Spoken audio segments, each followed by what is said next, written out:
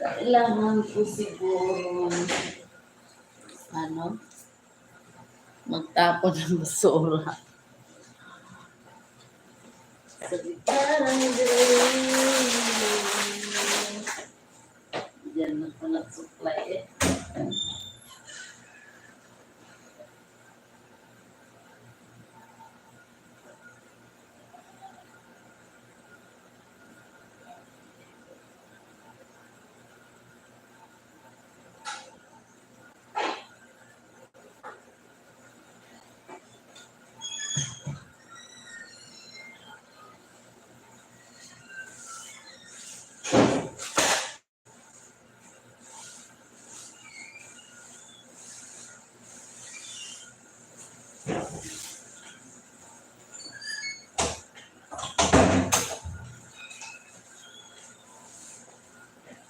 Ayan, sama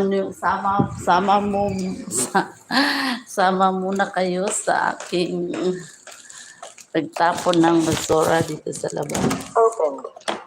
Kasi, pag hindi ko to ilalabas, yung mga tira-tirang kanin or lamaw, mga buto-buto, hahalongkatan po to ng pusa.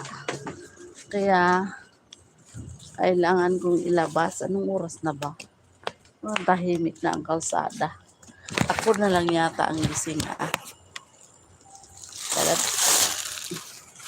Lagyan ko muna ng plastic yung garbage can upang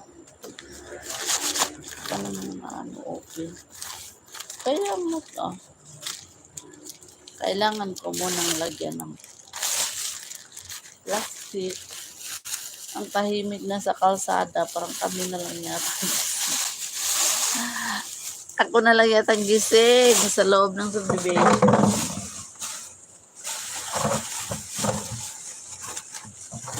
Kailangan ko itong ilabas.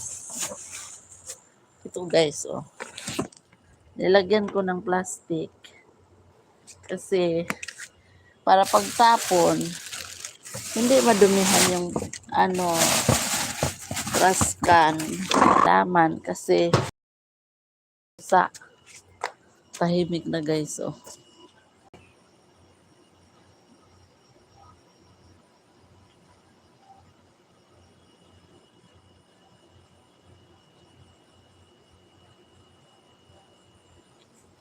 Ayan, oh. Ayan yung sakyanan na minamaniho ko.